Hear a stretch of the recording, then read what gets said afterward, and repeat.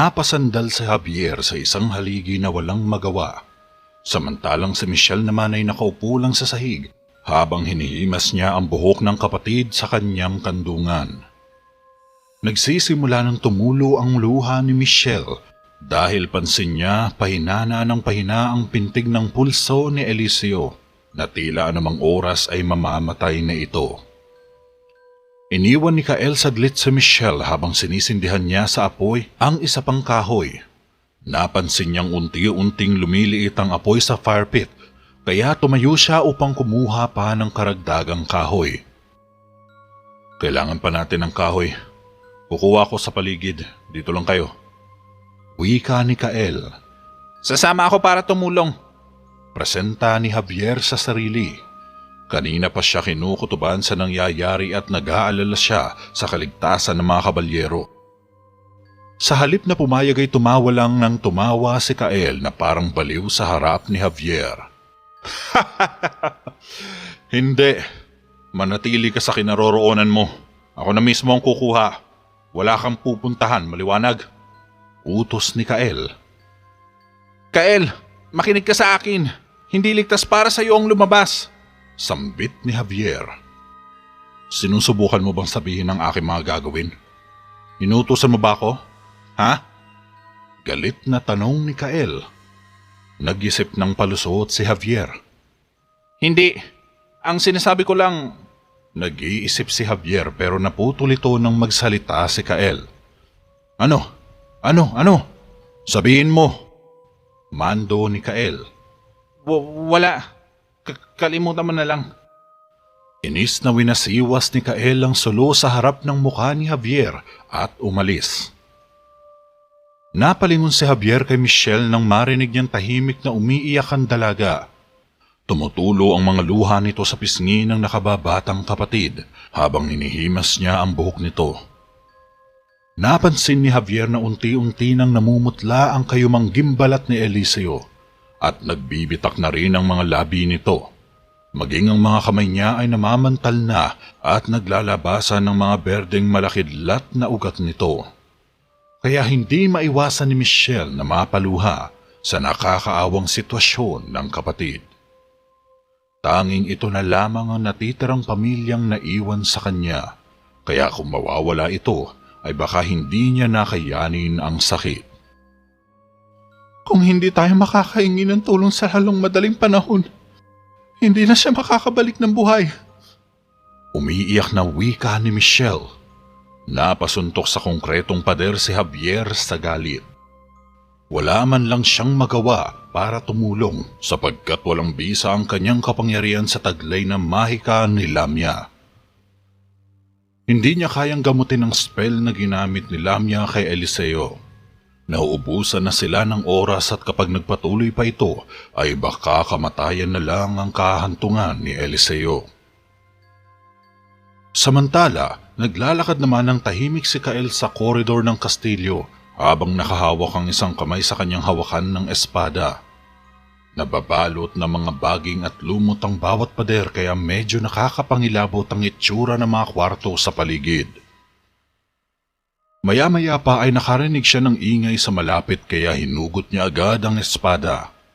Tumingin siya sa paligid ngunit natuklasan niyang ito pala ay isang daga na gumagapang at sumisipsip sa isang naagnas na bangkay sa gilid ng pader. Samantala, habang naglalakad sa isang pasilyo ang dalawa ay may narinig silang sitsit sa di kalayuan.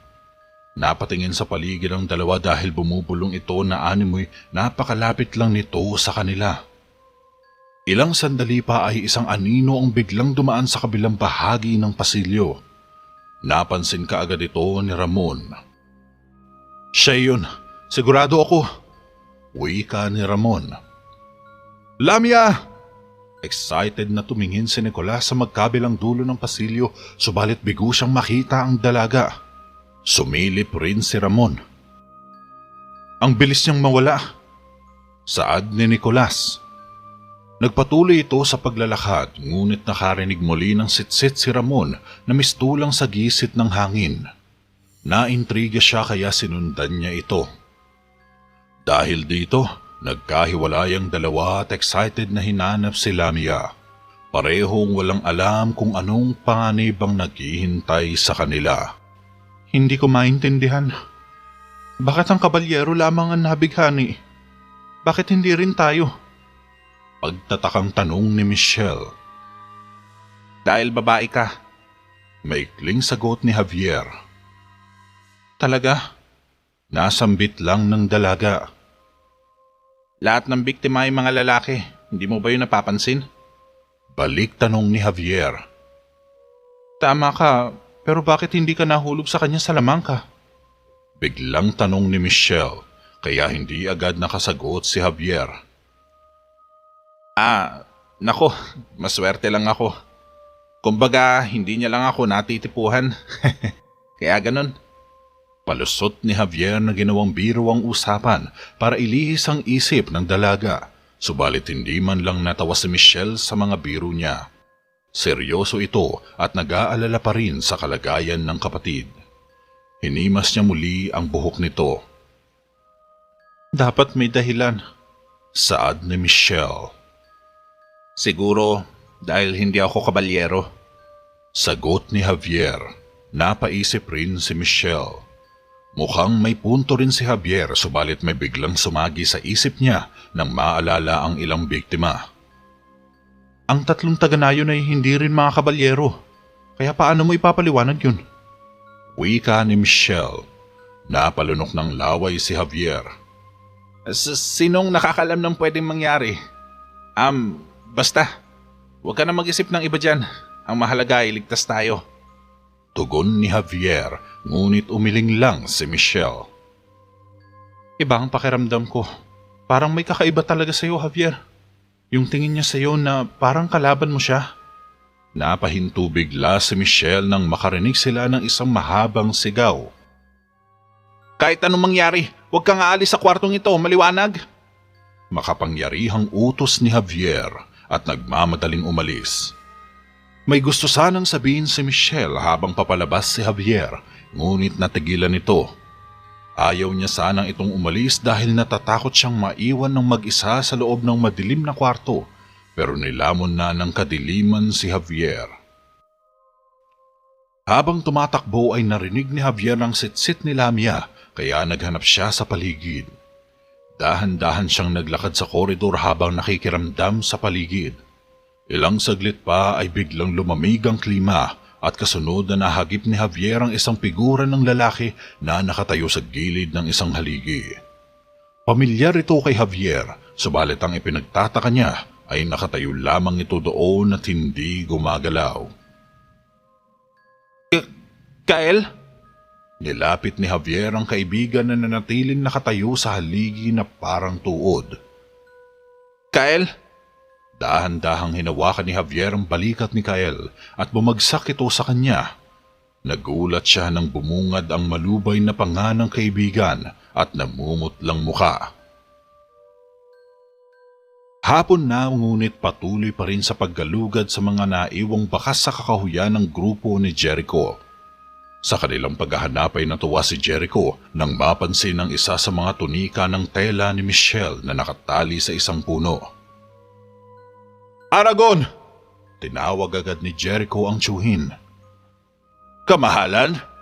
Pagtataka ni Aragon habang palapit ito kay Jericho. Hinawakan ni Jericho ang scrap ng tela at ipinakita agad ito kay Aragon. Mukhang kay Michelle ito. Wika ni Jericho. Paano ka naman po nakakasiguro dyan, kamahalan?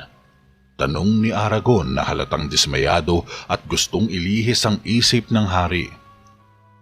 Galing ito sa tunika niya. Alam kong sa kanya ito dahil palagi niya itong suot. Kung ganun, malapit na tayo sa kanila. Pinalihis agad ni Jericho ang kabayo niya sa kabilang direksyon at pinatakbo ito ng mabilis. Napilitan si Aragon na sumunod kahit na dismayado ito sa nangyari. Tumatakbo si Javier sa isang pasilyo kung saan napapaligiran ito ng mga bintanang bakal at kahoy. Lahat ng mga bintana ay sarado kaya kakaunti lang ang sikat ng araw ang pumapasok. Mabilis na napakaripas si Javier nang may narinig siyang mahabang pagsirit ng sitsit ni Lamia sa may dulo ng pasilyo. Mukhang nanggagaling ito sa unahan kaya nagmamadali siyang kumilos upang hanapin ang mga kaibigan. Narating ng grupo ni Jericho ang siwang ng mga puno kung saan tanaw na tanaw sa malayo ang kastilyo ni Lamia. Sandali silang huminto at pinagmasdan ng luma at abandonadong kastilyo. Malakas ang pakiramdam ni Jericho na nasa loob nito ang mga kasamahan niya, subalit wala siyang kamalay-malay na nakikipaglaban na pala ang mga ito sa isang di matukoy na halimaw. Halika na! Bumaba na tayo! Wika ni Jericho. Narinig ni Ramon ng isang batang babae na mahinang umiiyak sa malapit, kaya dahan-dahan siyang lumapit upang hanapin ang babae. Dinala siya ng mga paa sa isang madilim na kwarto na puno ng mga sira-sirang gamit. Inawi niya ang isang kurtina at nakita niyang nakatalungko sa sahig si Lamia na umiiyak. Lamia? Lumuhod si Ramon sa tabi ni Lamia at iniharap niya ang mukha nito sa kanya. Ayos ka lang? Hinanap kita kung saan-saan. Ba't ka nandito? Anong ginagawa mo? Sunod-sunod na tanong ni Ramon habang hinihimas niya ang malungkot at magulong buhok ni Lamia. Akala ko hindi mo na ako mahahanap. Salamat, Ramon. Salamat. Dahan-dahang inilapit ni Lamia ang sarili at hinalikan niya sa labi si Ramon. Hindi nakapalag si Ramon nang higupin lahat ni Lamia ang buong lakas niya sa katawan sa isang halik.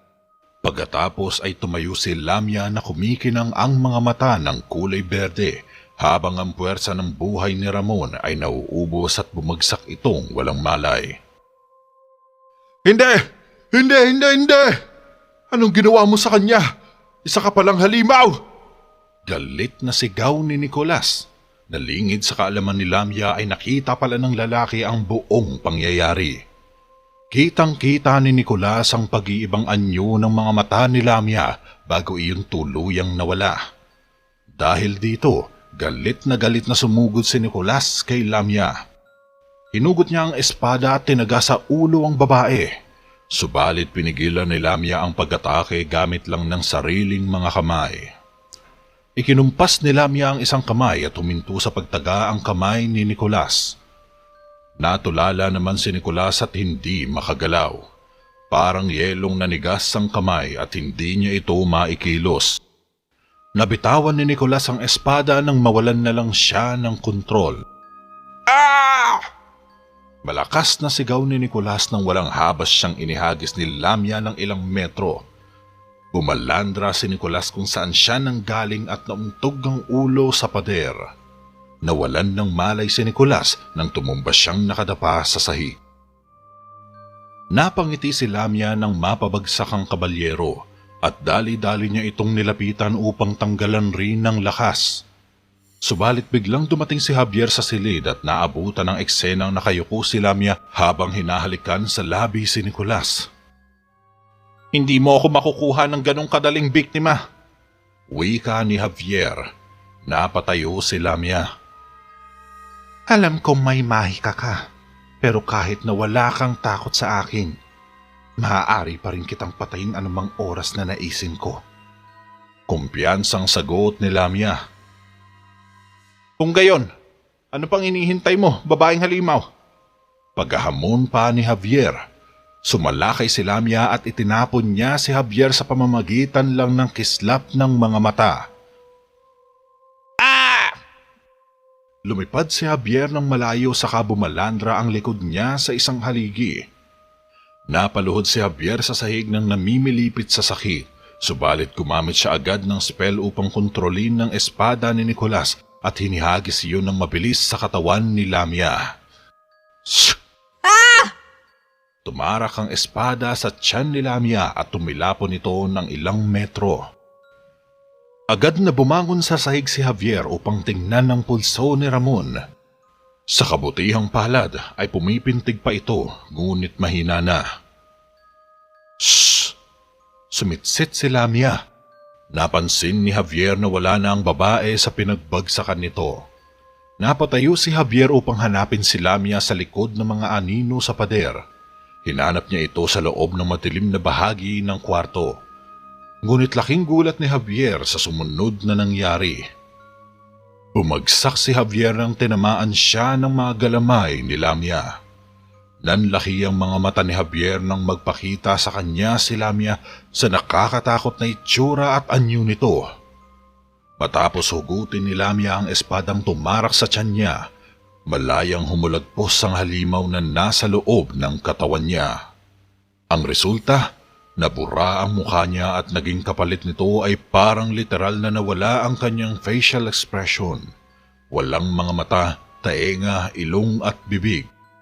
Naglaho ito na parang binura, ngunit nakakakita at nakakarinig pa rin ito sapagkat parang may nakabalot lang na cellophane sa kanyang mukha. Bukod rito ay tumalim rin ng parang kutsilyo ang mga buhok nito at mga braso. Ang mga paa naman niya ay humaba rin na parang alimango.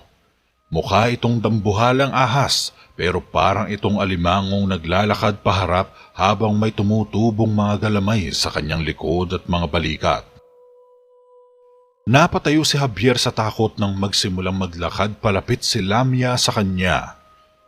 Binuka nito ang malaking bibig at nagsilabasa ng matatalas nitong mga ngipin na tila kasing talas na mga ngipin ng pating. Sa tanay ng buhay ni Javier ay ngayon pa lang siya nakakita ng ganitong klaseng halimaw. Mistula itong isang halimbawa ng masamang bangungot sa gabi. Umirang ng nakakabinging ungol ang halimaw. Tumakbo ng mabilis si Javier palabas ng kwarto. Pagkatapos ay ibinagsak niya bigla ang kisame sa may pinto habang hinahabol siya ni Lamia. Nawasak ang malaking pader nang hampasan ito ng galamay ni Lamia. Nagkalat ang mga maliliit na debris at hamog sa paligid. Subalit sa lakas ng pagyanig ay natumba ang malalaking haligi sa pinto at bumagsak itong lahat kay Lamia. Naririnig at nararamdaman rin ni Michelle ang pagbagsak ng mga bato. Natabunan si Lamia kaya napahinto si Javier upang alamin kung patay na ba ang halimaw. Biglang nagsiliparan ng mga bato nang sumigaw si Lamia. Tumalsik itong lahat sa iba't ibang direksyon kaya napayuko si Javier at iniwas ang sarili. Parang pinigalang ni Lamia ang mga bato sa lakas ng sigaw niya. Patuloy na sumisigaw si Lamia. Narinig ito ni Michelle kaya kumuha siya ng espada at hinanap ito. Napakaripas ulit ng takbo si Javier nang habulin siya ng halimaw. Naghabulan sila sa may pasilyo habang tinitira at pinagtutusok ng matutulis na galamay si Javier. Naabutan ni Michelle si Javier na tumatakbo sa pasilyo, ngunit nagtataka pa rin siya at walang kamalay-malay sa nangyayari. Javier, anong nangyayari? Lumapit ang dalaga kay Javier, ngunit itinulak siya nito sa kabilang direksyon at sila ay tumakbo habang ang halimaw ay lumitaw sa kanto ng pasilyo. Tinisod ni Lamia si Javier kaya bumagsak ito sa sahig. Kasunod nito, hinawakan nito ang isang paa ni Javier gamit ang isang galamay at kinaladkad siya papasok sa kanto. Nakita ito ni Michelle kaya hinabol niya agad ang halimaw. Huminto ang halimaw sa gitna ng pasilyo at biglang sumampa sa ibabaw ni Javier. Lumayo ka sa kanya! Matapang na sigaw ni Michelle. Sinubukan niyang itaboy palayo ang halimaw nang pinasadahan niya ito ng espada. Namilipit sa sakit ang halimaw nang tumarak sa sikmura nito ang espada ni Michelle. Napaatras ito ng ilang bahagya kaya nahugot ang espada ni Michelle. Sinubukang saksakin muli ni Michelle si Lamia kaya lang natapik nito ang espada at bumagsak ang dalaga sa tabi ni Javier. Galit na lumapit si Lamia upang tapusin silang dalawa. Pinahaba nito ang mga galamay para hulihin si Michelle. Ah! Napaatras sa pandidiri si Michelle nang kumapit sa paa niya ang isang galamay. Mabilis siyang gumapang paatras sa sahig at sinusubukang kumawala sa galamay ni Lamia pero patuloy na umuusad ang halimaw na si Lamia. Pinagsisipa ito ni Michelle subalit mas lalong kumakapit ang mga galamay sa kanya. Ah! Nagsimula nang magpanik ang dalaga sa takot at iniisip na katapusan na nila. Subalit tahimik lang si Javier sa kabila ng nangyayari. Itinaas niya ang isang kamay upang umusal kasabay ng pagkinang ng kanyang mga mata. Ngunit hindi inaasahan ni Javier ang sumunod na eksena. Biglang bumagsak sa harapan nila ang halimaw nang tumagos sa sikmura nito ang dulo ng sibat matapos itong saksakin sa likod. Huling sigaw ng halimaw na si Lamia bago bumagsak at namatay. Pagkatapos nito ay nakita ni Javier at Michelle si Jericho na nakatayo sa harapan at siyang may hawak ng sibat. Maingat na humakbang papalapit si Jericho sa halimaw sa kanya ito chinek kung buhay pa ba. Biglang tumayo si Michelle na nakangiting nagtatakbo papunta kay Jericho. Jericho! Tumalon si Michelle at sinalo siya ng mga braso ni Jericho. Natatawa siya habang nakayakap ng mahigpit sa katawan ni Jericho. Ituloy niyo lang yan. Huwag niyo na ako alalahanin. Bumangon si Javier. Pasensya na. Binitiwan ni Jericho si Michelle sa kanya tinulungang makatayo si Javier. Masaya akong makita ka, Javier. Mabuti naman at buhay ka pa. Biro ni Jericho. Ganon din ako. Sagot ni Javier. Halos naman no, di ako kagaya mo. Natawa na lang si Javier. Bumaling muli si Jericho kay Michelle pagkatapos ay naglakad sila palabas ng magkayakap sa isa't isa. Kinuha ni Javier ang espada ni Michelle at tumingin kay Lamia na unti-unti nang nagiging abo bago sumunod sa dalawa. Matapos ang matinding sagupaan, bumalik ng ligtas ang grupo sa Baryo Baliwag upang magamot ang mga may sugat na tinamo na mga kabalyero mula kay Lamia. Madaling nagamot ni Mang Rigor ang mga pinsala nila matapos mapigtas ang spell ni Lamia nang ito ay mapaslang ni Jericho. Malayang humulagpos ang incantations na inilagay ni Lamia sa mga kabalyero at bumalik ang kanilang mga lakas. Kinabukasan, habang inaasikaso ni Mang Rigor ang mga pasyente ay biglang pumasok si Jericho para kamustahin ang lagay ng mga kabalyero. Kamusta na sila? Tanong ng batang hari. Binigyan ko sila ng parehong remedyong nagpagaling sa mga taga-nayon, kamahalan. Maswerte sila at nakarating ka ng mas maaga at napatay mo ang halimaw na kumuha sa kanilang lakas. Paliwanag ng matanda. Salamat, Mang Rigor. Tinapik ni Jericho si Mang Rigor sa balikat. Tumangulang ang matanda bilang tugon. Bago umalis ng bahay ay nakipagkamay muna si Jericho kay Ramon na kakagising lang. Ngumiti si Ramon kaya iniwan na ni Jericho ang kabalyero sa pangangalaga ng matanda. Lumabas si Jericho ng bahay, ngunit nakita niya si Javier na nagpapahangin lang sa labas. Nilapitan niya ito upang subukang asarin. Kung ganun, Javier, iniligtas ka na naman ng babae. Nako, palagi ka na lang ganyan. Parang hindi talaga maganda sa pakiramdam na mas malakas pa sa iyong babae. Hindi ka ba nagsasawa? Pang-aasar pa ni Jericho. Mas mabuti ng ganun kaysa mamatay sa halimaw na babaeng yun. Sinasakyan na lang ni Javier ang mga biro ni Jericho. Mas mabuti ba ang ganun? Inililigtas ng isang babae? Itinaas ni Jericho ang isang kamay sa harap ni Javier at ibinuka ang isang palad. O mas mabuting mamatay na lang kaysa sa magpasagip sa babae. Sunod na itinaas ni Jericho ang kabilang kamay sa kabinuka ang palad. Sabay inalapat ang mga ito na parang tinitimbang niya ang mga palad. Maya-maya pa ay binabana niya ang mga kamay. Kailangan kong isipin ang isang yun. Pero hindi talaga matanggap ng konsensya ko eh. Naku, kung ako yun, magpapakamatay na lang talaga ako. Patuloy sa pang-aasar ni Jericho. Pwes huwag ka masyado mag-isip. Hindi ko gustong pahirapan ang iyong isipan. Sagot ni Javier. Kaya nalaglag ang panga ni Jericho. Sinuntok ng marahan si Javier sa braso bago umalis. Ngumisi si Javier habang iniipon niya ang mga gamit sa bag niya. Ilang araw ang nakalipas, nakatayo si Jericho sa harap ng kanyang lamesa habang nagbabasa ng ilang mga dokumento nang matigilan ito sa ginagawa ng may kumatok sa kwarto niya. "Tuloy ka!" Bumukas ang pinto at sumilip ang kalahating katawan ni Michelle. "Gusto mo raw akong makita?" Humarap si Jericho at sumandal sa ibabaw ng lamesa. "Gusto ko lang makasigurado na ayos ka lang. Marami kang pinagdaanan itong mga nakaraang araw." Wika ni Jericho habang naka-close arm ang mga braso. Nakangiting pumasok ang dalaga at isinara niya ang pinto. "Ayos lang naman ako. Walang bagay na hindi makakagamot ng pagpapalit ng damit." Makahulugang sagot ni Michelle. "Akala ko alam ko na lahat ng tungkol sa iyo, Michelle. Ang iyong katapatan, ang iyong karunungan. Kailan ka naging walang takot na harapin ang panganib na iyon?" Tanong pa ni Jericho. Napahalakhak tuloy ang dalaga. "Baka nga sa sobrang nervyos ko lang kaya ako yung nagawa." Tugon pa ni Michelle. "Siguro kung hindi mo iniwan yung tunika mo, baka hindi na namin kayo nahanap pa." Marahang hinawakan ni Jericho ang malambot na kamay ng dalaga at banayad itong pinisil.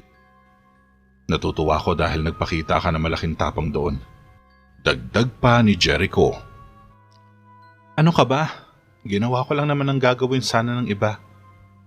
Tumayo ng tuwid si Jericho at hinawakan ang kabilang kamay ni Michelle. "Mas maraming ang matapang dyan, pero para sa akin, mas kapantay ka ng kabalyero ng Terraveda. Ipinagmamalaki kita." Wika ni Jericho. Namula naman sa hiya ang dalaga. "Talaga?" Sabay humakbang ng mas malapit si Michelle. Napangiti tuloy ng magiliw si Jericho. "Talagang talaga." Sabay niyakap ni Jericho si Michelle at mabilis itong siniil sa labi. Ilang minuto din silang naghalikan habang dinadama ang bawat saya ng kanilang mga puso. Subalit lingid sa kanilang kaalaman ay may dalawang pares ng mata ang kanina pang nanonood sa kanila. Nakasilip ito sa may siwang ng pinto at tahimik lang na nakamasid. Umalis din agad ito matapos bumitiw sa isa't isa sina Jericho at Michelle. Hinihingal silang nagtitigan ng mga mata pagkatapos ay muli silang nagyakapan sa isa't isa ng nakangiti. Malalim na ang gabi ngunit ipinapatawag pa rin ni Jericho si Aragon para sa mahalagang usapin tungkol sa pribadong buhay ni Jericho. Nais kasing hingin ni Jericho ang opinyon ng kanyang tiyuhin at titignan niya kung ano ang magiging reaksyon nito kapag sinabi niya ang kanyang saloobin. Kaya kahit gabi na ay opisyal pa rin niya itong pinatawag. Naglalakad ngayon si Aragon sa koridor. Malapit na ito sa silid habang si Jericho ay nakatingin sa labas ng bintana na may hawak na kopita. Samantalang nililinis naman ni Javier ang isang baluti ni Jericho nang pumasok si Aragon sa loob ng silid ni Jericho. "Tiyo," malumanay na sambit ni Jericho habang ito ay nakatalikod at nakaharap sa bintana. "Gabi na, Jericho. Ano bang pinagkakaabalahan mo? May kailangan ka raw sa akin." Saad ni Aragon. Medyo kinakabahan ito at hindi alam ang dahilan kung bakit siya ay pinatawag ng hari. Wala naman. Ngunit nakagawa na ako ng desisyon at naramdaman kong tama lang na ipaalam ito sa iyo agad, kahit sa tingin ko ay hindi mo magugustuhan ang sasabihin ko. Ikakasal na ako kay Michelle." Sambit ni Jericho. Parehong nagulat sina Aragon at Javier kaya nabitawan nito ang ilan sa mga gamit ni Jericho. Napatingin dito sina Jericho at Aragon. Pasensya na."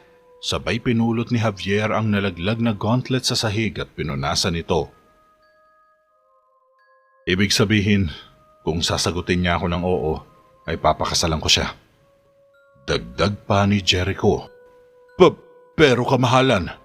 Binara agad ni Jericho ang mga sasabihin sana ni Aragon sapagkat alam niyang tutol agad ang tiyuhin sa binabalak niyang gawin pero wala na siyang pakialam kung ano man ang sasabihin ng mga tao sa kanya dahil pinag-isipan niya itong mabuti. Sa makatwid ay buong-buo na ang loob niya sa kanyang binitawang desisyon at wala nang makakapagpabago dito. Nais niyang pakasalan si Michelle sa harap ng mga tao, sa kaharian at sa buong mamamayan ng Terra Veda. Hindi, huwag mo nang ituloy. Alam ko na ang sasabihin mo. Isa siyang alipin lamang at ako'y hari, tama? Pero nais ko lang malaman mo na wala akong pakialam dyan. Wika ni Jericho. Natigilan naman si Aragon. Matagal bago ito nakasagot. Iniisip pa ang sasabihin at gagamiting palusot para hindi matuloy ang kasalang magaganap. Napabuntong hininga si Aragon at tumingin sa mga mata ni Jericho. Natatakot ako na ito ay medyo mas seryoso kaysa dun sa sinabi niyo noon. Ika ni Aragon. Pinatunayan ni Michelle ang kanyang sarili na mahalagang suporta at tunay na tagapagpayo nito mga nakaraang buwan. Saad ni Jericho. Hindi mo kailangan ng babae para sa suporta, kamahalan. Ako ang matapat niyong tagapagpayo. Wika ni Aragon. Biglang tumalas kaagad ang tingin sa kanya ni Javier. Nagsisimula na naman itong magpabango kay Jericho kaya pilit na ipinagsisiksika ng sarili. Mas natatakot ako na marami kang pinaggapasan para maging asawa ko. Biro ni Jericho kay Aragon. Naglaho tuloy ang inis ni Javier at natawa ito. Sinubukan niyang ikubli ang pagtawa sa pamamagitan ng bahagyang pag-ubo ng matalim siyang tiningnan ni Aragon. Ngunit kalaunan ay bumaling kay Jericho na umiinom ng alak. Magandang payo, solidong suporta. Siya talaga ang kailangan ko. Hindi ko gusto ang isang reyna na gumugugol ng kanyang mga araw na parang lumulutang sa paligid ng kastilyo at sumasang-ayon sa bawat salita ko. Ayaw ko ng ganong klaseng reyna. Kaya nakapagdesisyon na ako. Gusto ko maging reyna ko si Michelle at gusto kong tanggapin mo siya bilang iyong reyna. Mahabang lintaya ni Jericho. Walang magawa si Aragon kundi tumango. Ngumiti si Javier sa sulok ng kanyang isipan. Sa wakas ay matutupad na rin ang kanyang mga pangarap na magkaroon ng reyna si Jericho upang sumuporta sa kanyang pamamalakad sa kaharian. Matapos ang ilang pag-uusap ay lumabas si Aragon na masama ang loob. Umalis ito ng Terra Veda sa kalagitnaan ng gabi at agad na nagtungo sa kuta ni Raya upang iparating ang kakilakilabot na balita.